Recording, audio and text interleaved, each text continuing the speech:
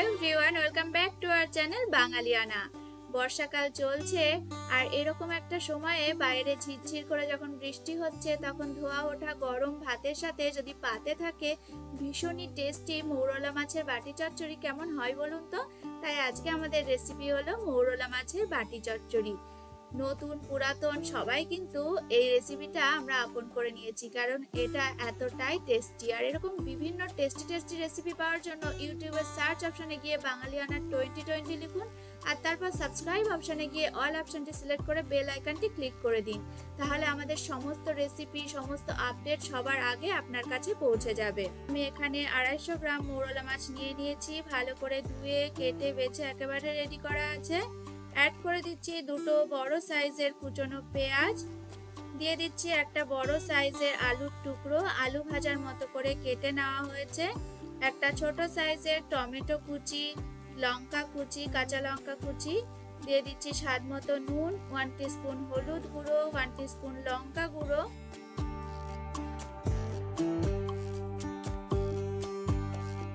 সামান্য কালো জিরে আর বেশ খানিকটা সর্ষের তেল।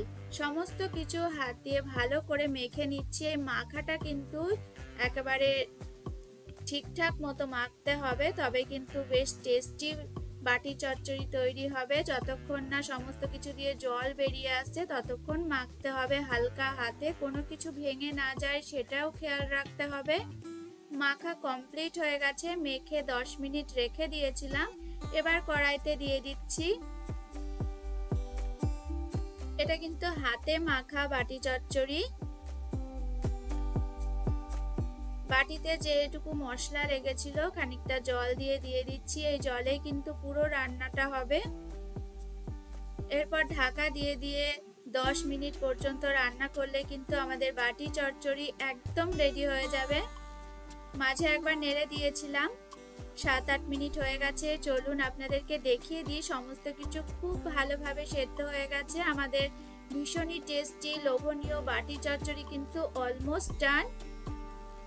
এবার সার্ভ করে দেখানোর পালা যে কতটা টেস্টি আর কতটা সুন্দর হয়েছে আমাদের বাটি চচ্চড়ি।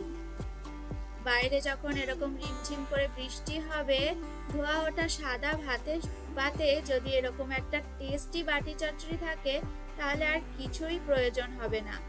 চটপট বাড়িতে বানিয়ে ফেলুন আর আমাকে কমেন্ট করে জানাতে কিন্তু একদমই ভুলবেন না।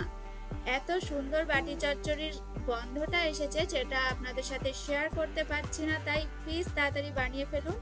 নেক্সট রেসিপি নিয়ে খুব তাড়াতাড়ি আসবো। আর আজকের রেসিপিটা যদি আপনাদের ভালো লেগে থাকে লাইক, শেয়ার, কমেন্ট আর সাবস্ক্রাইব করতে একদমই ভুলে যাবেন না।